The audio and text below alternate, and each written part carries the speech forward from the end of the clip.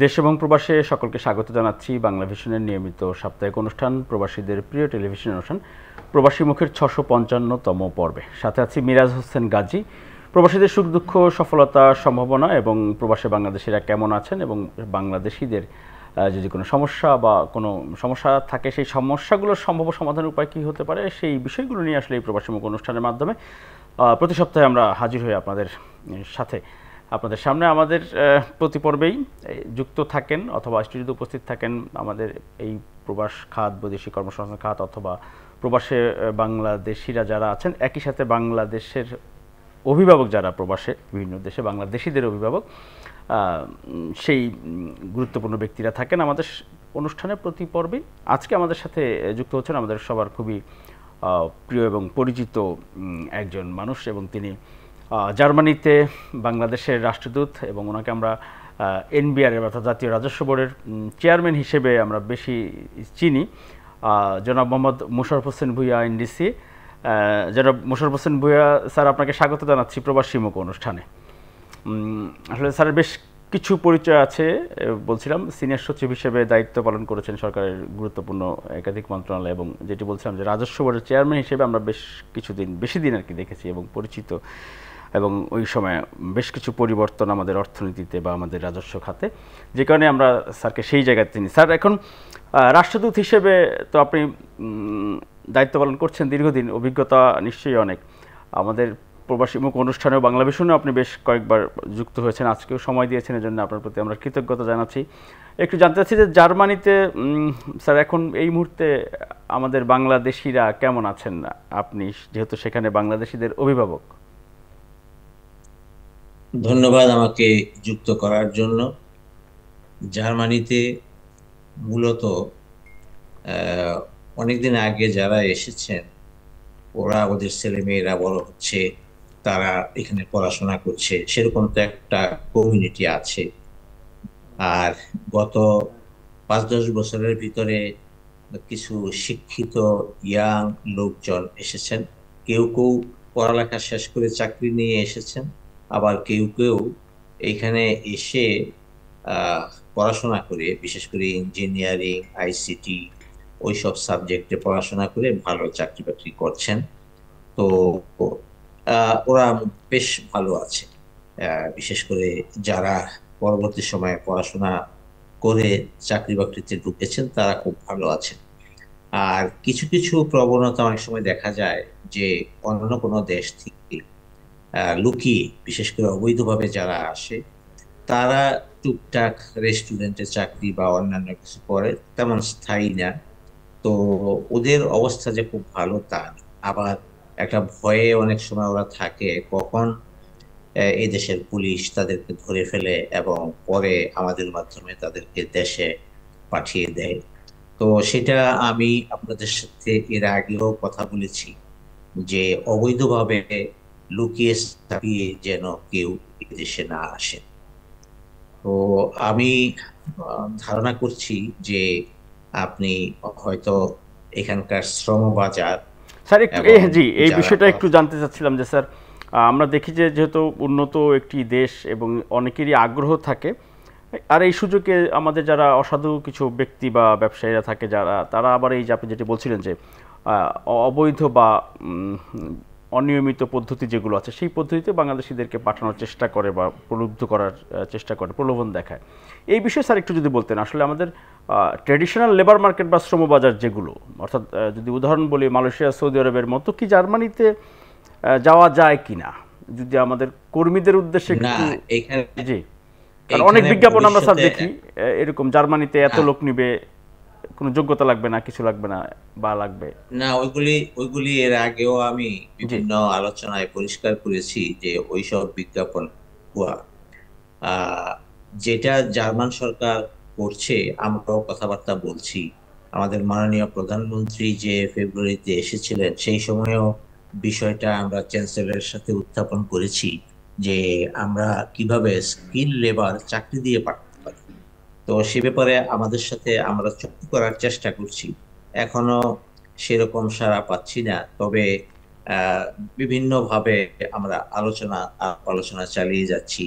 আগামী সপ্তাহে আমাদের পররাষ্ট্র মন্ত্রণালয়ের একজন ডিজি আসবেন, এখানে সেমিনার হবে একটা স্কিল লেবার ম্যান পাওয়ারের, তাদের চাহিদা এবং কিভাবে আনা যায় সেসব ব্যাপারে উনি উপস্থিত থাকবেন। ভ্যাকেন্সির বিপরীতে যেমন হসপিটালগুলিতে অনেক সময় দরকার আছে, তারপরে তাদের যে স্মল এন্ড মিডিয়াম ইন্ডাস্ট্রিজ, জার্মানিতে তো আপনারা জানেন যে স্মল এন্ড মিডিয়াম ইন্ডাস্ট্রিজই বলতে গেলে 95%।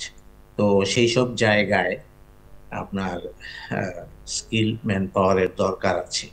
তো এইগুলি কিভাবে আনা যায় সেই ব্যাপারে আমাদের একটা প্রচেষ্টা চলছে।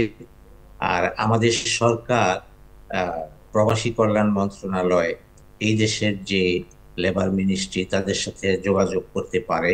আমি অনেক আগে অবশ্য আগের মাননীয় মন্ত্রী থাকা অবস্থায় মন্ত্রীর একটা চিঠি নিলাম, এখন আবার আমি সচিবকে বলবো মাননীয় মন্ত্রীর আরেকটা চিঠি এদিকে দেওয়ার জন্য।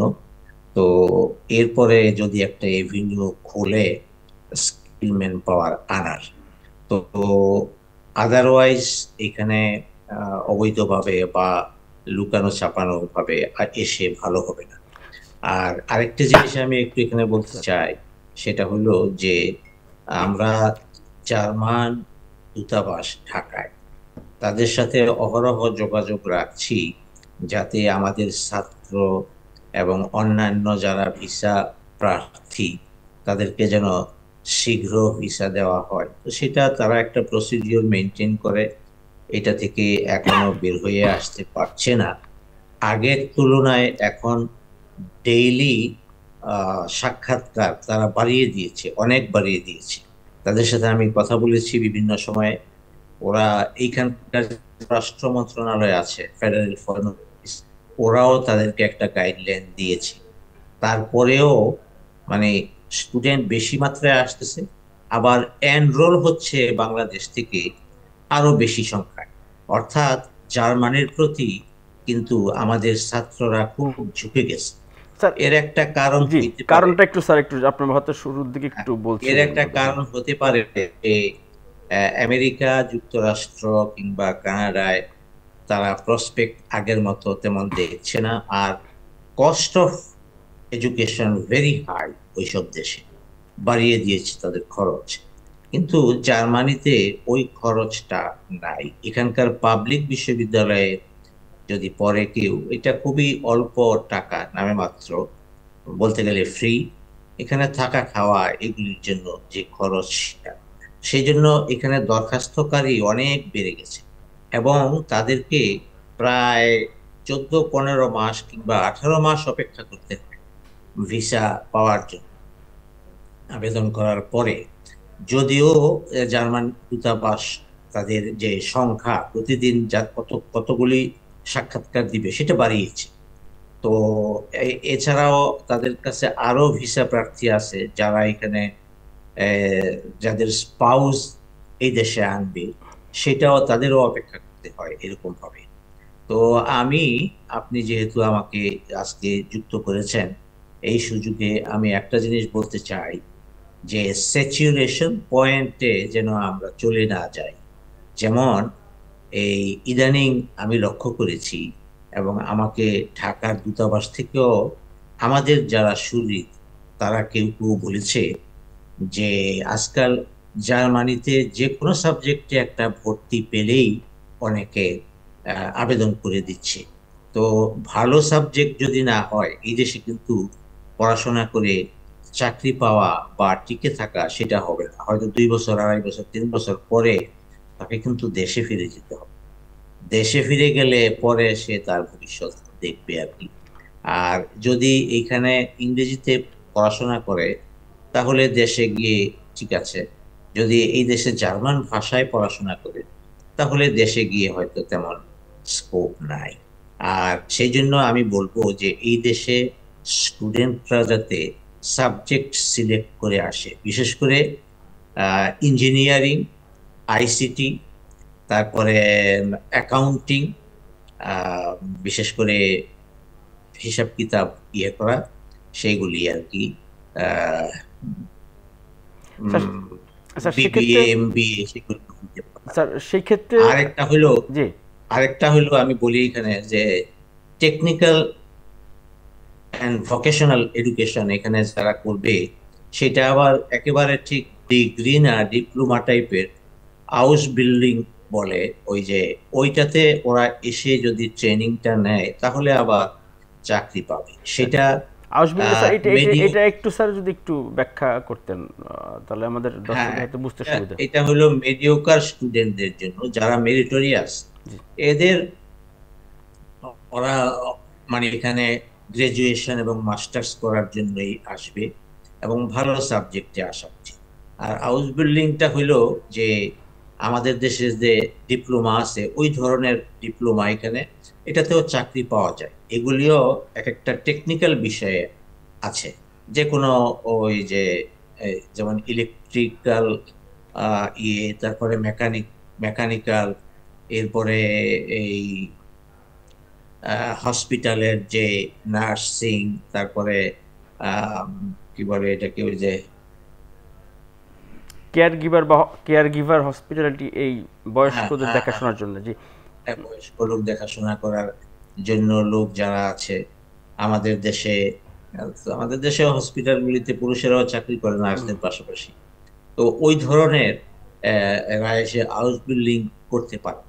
তো সেটাও আবার কিন্তু এখানে অ্যাডমিশন নিয়ে আসতে, অ্যাডমিশন না নিয়ে আসলে এসে আহ, ঠিক বাউন্ডুলের মতো ঘুরে তেমন কিছু পাবে না। আর ভিসার একটা শ্রেণী আছে, যদি ওইভাবে ভিসা শ্রেণীতে আসতে পারে তাহলে আহ, আসবে। আর কি বলে, যদি এই অনেকে আছে টুরিস্ট ভিসা নিয়ে এসে চেষ্টা করে, সেখানে কিন্তু আবার তাকে অ্যাডমিশন দিবে।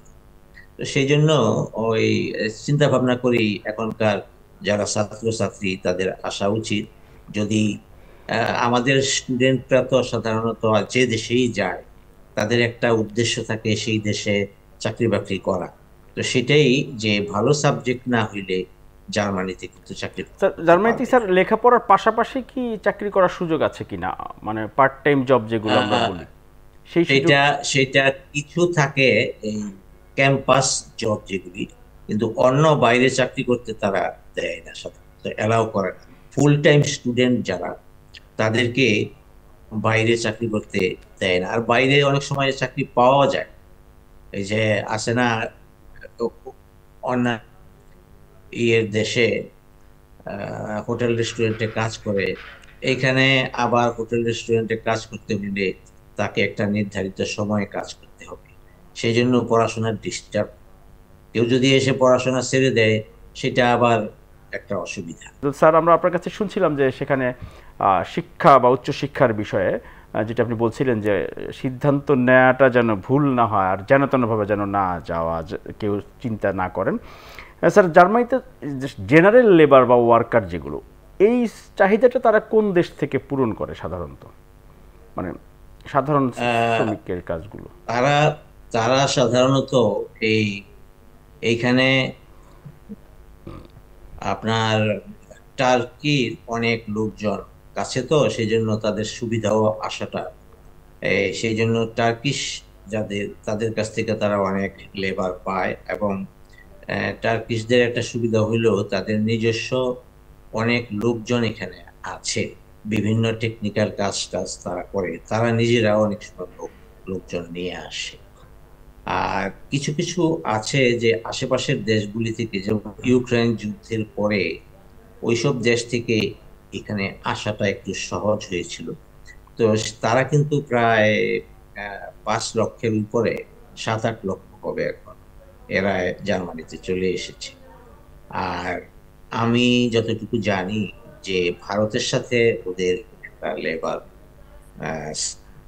পাওয়ার আনার একটা চুক্তি আছে, কাজে ভারতের লোকজন যথেষ্ট আসছে। ইন্দোনেশিয়ার একটা বিরাট কমিউনিটি এখানে আছে। স্যার, সেক্ষেত্রে আর ভারতের বা আফগানিস্তান ইন্দোনেশিয়ার ওরা কি জেনারেল ওয়ার্কার, মানে সাধারণ কর্মী?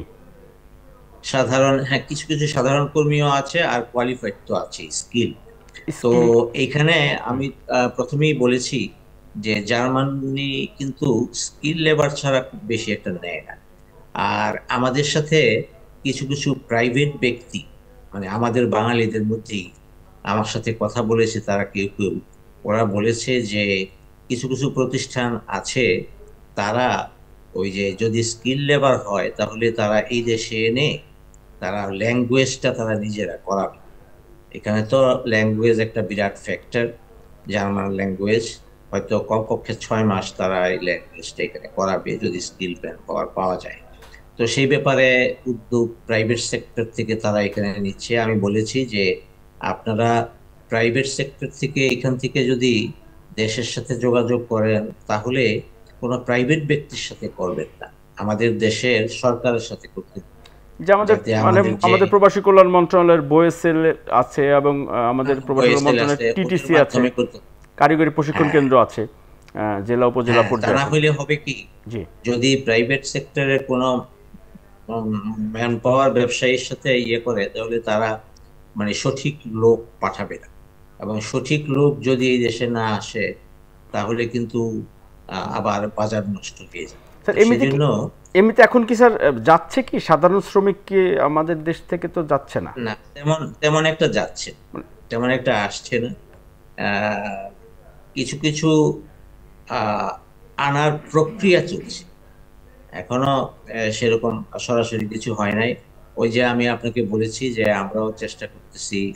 আবার বাংলাদেশেই কিছু ডায়াসপোরা এখানে যারা আছে, আবার আমার সাথে একজনে কথা বলেছে, সে আফগানিস্তানের একজনকে নিয়ে, বাংলাদেশের একজন, ওরা এখানে সেটেল, তারা বাংলাদেশে একটা অফিস করে সেখান থেকে ইয়ে করতে চাচ্ছে। আমি তাদেরকে এনকারেজ করেছি আর কি। তো তাদের কাছে নাকি এখানকার অনেক ডিমান্ড আছে। তো আমি বলেছি যে সেই ডিমান্ড নিয়ে বাংলাদেশ সরকারের সাথে যেন যোগাযোগ করে। তো এই ব্যাপারে কিছু কিছু কাজ আগাচ্ছে, কিন্তু অন্য দেশের মতো চুক্তি করে এখানে কোনো কিছু করছে না। তা সেটা কি হওয়ার সম্ভাবনা কতটুকু? আমরা যত জানি এর আগেও আপনি এ বিষয়ে সম্ভাবনা উদ্যোগ নিয়েছিলেন, চিঠিও সম্ভাবনা আছে, দেওয়ার জন্য। যেহেতু আমরা চেষ্টা জি। করছি। সম্ভাবনা কিছুটা আছে, তা কিন্তু এটা বলা যাচ্ছে না, কারণ অনেক দেশ তাদেরকে এরকম অফার করছে। এশিয়া, আফ্রিকা, আফ্রিকার অনেক দেশও তাদেরকে অফার করছে যে তারা ম্যান পাওয়ার দিবে। তো জার্মানি আবার একটু চুজি, আর বিশেষ করে এই তারা যে কোনো কাজকর্ম একটু ধীরে সুস্থে করে। তো সেই জন্য আমার মনে হয় যে আমাদের সরকারও যদি আমাদের মন্ত্রণালয় এই ব্যাপারে একটু চেষ্টা তদবির করে, আমরা পথ দেখিয়ে দিব দূতাবাস, মন্ত্রণালয়কেও কিছু চেষ্টা করতে হবে। এর আগে বিগত যে সচিব ছিল, সেই সচিবকে কিন্তু আমি সবকিছু বলেছিলাম। সে একবার এখানে মুনির উনি সালেন সাহেব, এসেছিলেন, মুনির সালেন সাহেব। মনিরুল সালেহীন। হ্যাঁ, উনি এরপর এই তো উনি চেষ্টা চলে গেলেন। করেছিলেন, উনি এটা আমরা আপনার সাথে হ্যাঁ, আলোচনাও করেছিলেন, এটা জানতাম আমরা। জি। হ্যাঁ, নতুন সচিবের সাথে আমার এখনো যোগাযোগ হয় নাই বা উনিও যোগাযোগ করেননি। তো কিন্তু আমি আমার মেসেজ পাঠিয়েছি যে মন্ত্রণালয় থেকে কিছু চেষ্টা করতে হবে। আমি আহ, সহসাই নতুন যে মাননীয় মন্ত্রী আছেন ওনার সাথেও কথা বলবো এবং সচিবের সাথে দেখি যে ওদের দিক থেকে একটু ইনিশিয়েটিভ হলে আমার জন্য একটু সুবিধা হবে। আমার সাথে কেউ এসে দেখা করলে পাসপোর্টের বিষয়ে বা আমি তাদেরকে ডিসকারেজ করি যে আপনারা এগুলি করেন কেন। এবং আপনারা বাঙালি, অন্যান্য বাঙালিদেরকেও বলবেন যাতে তারা এরকম ভাবে পারি না জমায়। অবশ্য এতে কিছু করারও নাই, তারা যে আমার কথা শুনবে তাও না, কারণ তাদের পড়াশোনাও, সেই জন্য তারা একটা হোটেলে চাকরি পেলে কিংবা বাঙালি হোটেলে চাকরি পেলে সেটাই তারা করে। ওই কোনো রকমে বাংলাদেশ যেরকম থাকে হয়তো এর চেয়ে একটু বেটার থাকে আর কি দেশে। এই যে ইউরোপে থাকার যে চাকচিক্য সেটা তারা কিন্তু ভোগ করতে পারে না। তবে কেউ কেউ আছে আবার, যদি ফ্যামিলি এনে আনতে, অনেকেই কিন্তু ফ্যামিলি এই ধরনের যারা আছে, তারা কিন্তু ফ্যামিলি আনতে পারে। আর যদি অলরেডি ইটালি বা অন্য কোনো দেশে ফ্যামিলি নিয়ে এসে থাকে তাহলে ফ্যামিলি সহ আসে। তো সেটাতে অবশ্য ছেলে মেয়েদের পড়াশোনা যদি করায় এবং ছেলে মেয়েরা মানুষ হয়, সেটা একটা টার্গেট অনেকের আছে, যে ঠিক আছে আমি জীবনে কষ্ট করে গেলাম, ছেলে মেয়েরা মানুষ হবে। তো এই দেশে আমি আগেও বলেছি, যারা পড়াশোনা করতে আসবে, ভালো সাবজেক্টে আসবে তারা আসুক, যাদের দক্ষতা আছে, যারা সরকারি পর্যায়ে আসবে, যারা চাকরি বাকরি নিয়ে আসবে, তারা আসুক, তাহলে তাদের ভবিষ্যৎ গড়তে পারবে। জার্মানি থাকার জন্য ভালো, জার্মানি পিসফুল কান্ট্রি, এবং এই যে আপনার চুরি ডাকাতি ছিনতাই রাস্তাঘাটে সমস্যা এগুলি তেমন নাই, একেবারে যে নাই তা না, কিন্তু জার্মানি পিসফুল কান্ট্রি। এবং জার্মানিতে ওই যে আপনার কালো সাদার খুব বেশি তারা প্রভেদ করে না। কেউ কেউ আছে, তারপরেও বর্ণবাদ একটু অন্য যে কোনো দেশের তুলনায় কম। তো এবং এখানকার প্রাকৃতিক পরিবেশ, এখানকার আবহাওয়া এগুলি ভালো। যদিও জার্মানি গত 1 বছরে তাদের যে জিডিপি গ্রোথ সেটা তেমন উল্লেখযোগ্য কিছু না। ফাইন্যান্সিয়ালি তারা আগে থেকেই ভালো, কিন্তু এখন তাদের গ্রোথ খুব কম। ইকোনমিক্যালি তারা বল সাধারণত এই দেশের নাগরিকরা বলে, বা আমরাও দেখি কাগজে পত্রে, যে তাদের উম, আগের গ্রোথটা নাই, এখন একটু প্রেশারের মধ্যে আছে। সেই জন্য এখানে খুব আশান্বিত হয়ে ভবিষ্যতে খুব আমরা যে কোনো সাবজেক্টে পড়াশোনা করে চাকরি পেয়ে যাব, এটা যেন কোনো প্রত্যাশা না। স্যার আপনি যেটি এটা আমার বলছিলেন যে শিক্ষার্থীরা শিক্ষা শেষ করে উচ্চশিক্ষা শেষ করে হয়তো সেখানে চাকরি নিচ্ছে, কিন্তু চাকরিজীবীরা যে আমাদের প্রফেশনাল বিভিন্ন ক্যাটাগরিতে যারা আছেন, হাই স্কিল যাদেরকে আমরা বলে থাকি, যেমন প্রকৌশলী বা চিকিৎসক, ওনারা যাওয়ার সুযোগ কেমন আছে বা কি কিরকম? আছে, এটা ওরাও আসতে পারে। ওই এসে ল্যাঙ্গুয়েজ করতে হবে, অথবা ল্যাঙ্গুয়েজ শিখে। আমি শুনেছি বাংলাদেশ থেকে কিছু কিছু ওই রকম সরাসরি চাকরি নিয়ে অনেকে আসছে দেশেই। আমাদের যে বোথে ইনস্টিটিউট বা কোথাও হয়তো ল্যাঙ্গুয়েজ প্রিলিমিনারি ল্যাঙ্গুয়েজটা করেছে, অথবা এই দেশে এসে ল্যাঙ্গুয়েজ কোর্স করে নিচ্ছে। সেরকম অনেকে আসছে, খালি যে এখানে পড়াশোনা করেই চাকরি পাচ্ছে তা না।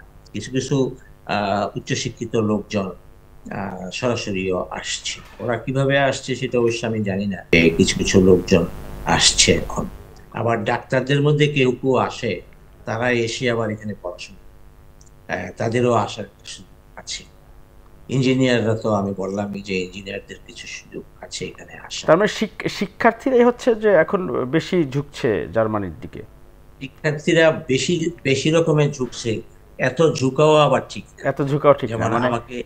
আমাকে হ্যাঁ, আমাকে ওই জার্মান এমবেসি থেকে এটা জানিয়েছে যে আপনাদের রিকোয়েস্টে আমরা ভিসা দেওয়ার সংখ্যা বাড়িয়ে দিয়েছি। যে এখন প্রায় ডাবল করে ফেলেছে তারা। প্রতিদিন আগে 10টা লোকের সাক্ষাৎকার নিত, 10টা লোককে ক্লিয়ার করতো, এখন 20টা লোককে করে। আমরা বাড়াইতেছি, আবার তারা বাড়তেছে, যার ফলে ওই ওয়েটিং পিরিয়ড নাকি একই রকম আছে, প্রায় 15 মাসের মতো অপেক্ষা করতে মানে হয়। এখনো কি 15 মাস অবশ্য কেউ, লাগছে? 15 মাস লাগছে? হ্যাঁ, 15 মাস লাগছে। এই তো এইটাই আমি বলছি যে কেউ কেউ অবশ্য যাদের ভাগ্য ভালো, অনেকে আবার এই 10 মাসের মধ্যেই পেয়ে যায়। আবার কেউ কেউ আছে যে এমন সব সাবজেক্টে ভর্তি হয়, বা এমন ভালো ইউনিভার্সিটিতে ভর্তি হয়, সেগুলির প্রতি একটা প্রেফারেন্স থাকে। না কিন্তু স্যার, চাকরি কি মানে যারা লেখাপড়া করতে যাচ্ছে তাদের মধ্যে কি সবাই কি চাকরি পাওয়ার সুযোগ থাকে, বা একটু যদি। না, ওই যে আমি তো আগেই জি। বলেছি যে ইঞ্জিনিয়ারিং এর বলতে গেলে সবাই চাকরি পাবে। তারপরে আইসিটি ক্ষেত্রে, আইসিটি যেগুলি আছে সেই সব ক্ষেত্রে যারা আছে তারা পাবে। আর্টিফিশিয়াল ইন্টেলিজেন্সে আমাদের অনেকে পড়তে আসে, সেগুলির ভালো প্রসপেক্ট আছে। তারপরে এই ইঞ্জিনিয়ারিং এর যে কোনো সাইড যদি ইয়ে করে, ইলেকট্রিক্যাল হোক, মেকানিক্যাল হোক, সিভিল হোক, ওদের প্রয়োজন। তো সেই জন্য সায়েন্স প্রেফারেন্স এই দেশে আসে। আর হইলো অ্যাকাউন্টিং, সেটাও উচ্চশিক্ষা নিলে তারা বিভিন্ন ফার্ম জি। তাদের একটা চাহিদা আছে। জি। তবে আশার খবর স্যার আপনার কাছ থেকে যেটি, সেটি হচ্ছে এখনো বাংলাদেশের সুনাম বা বাংলাদেশের শিক্ষার্থীরা আমাদের দেশের মর্যাদা সুনাম ধরে রাখতে পেরেছে, যেটি অন্যান্য অনেক জায়গাতেই আসলে খুব বেশি জি, দিন আমরা সেই সুনামটা ধরে রাখতে পারিনি। এটি একটি ভালো খবর, তবে এইটি আমরা যেন বজায় রাখতে পারি সেই চেষ্টা হ্যাঁ, আমাদের বজায় সবাইকেই রাখতে করতে হবে। পারি। আমাদের আমাদের যে কোনো স্টুডেন্ট চেষ্টা করা উচিত, যারা পড়াশোনা করতে পারবে, যারা এন্ডিউরেন্স যাদের আছে, কঠিন একটা ভাষা সেটা শিখতে পারবে, তাদের এখানে আসা উচিত। জি স্যার, আপনাকে অসংখ্য ধন্যবাদ আমাদের প্রবাসী মুখের আজকের এই পর্বে যুক্ত হওয়ার জন্য, এবং জার্মানি প্রসঙ্গে খুবই গুরুত্বপূর্ণ তথ্য আপনি আজকে দিয়েছেন। আমাদের দর্শকরা নিশ্চয়ই কাজে লাগবে, বিশেষ করে শিক্ষার্থী আর যারা আছেন বিভিন্ন রকম প্রতারণার ফাঁদে যারা পড়ছেন বা পা দিচ্ছেন, তারাও সতর্ক হয়ে যাবেন, কারণ সাধারণ শ্রমিক বা সাধারণ যেই লেবার মার্কেট আমাদের, সেরকম জার্মানি কিন্তু না। এখানে খুবই দক্ষ বা অতি দক্ষ, তাছাড়া মানে যাওয়ার চিন্তাই করা যাবে না। আর শিক্ষার্থীরা গেলেও যে আর বৈধ পথে তো অবশ্যই কোনো অবৈধ বা অন্য কোনো উপায় অবলম্বন কেউ করবেন না। এছাড়া অসংখ্য ধন্যবাদ আপনাকে আমাদেরকে সময় দেওয়ার জন্য। দর্শক, আমরা এতক্ষণ কথা বলছিলাম, আমাদের সাথে যুক্ত ছিলেন জার্মানিতে বাংলাদেশের রাষ্ট্রদূত জনাব মোহাম্মদ মোশাররফ হোসেন ভূঁইয়া, এনডিসি। আমরা জার্মানি সম্পর্কে অনেক তথ্য ওনার কাছ থেকে পেলাম। আমরা প্রবাসী মুখের এই পর্ব একেবারে শেষ, বিদায় নিব।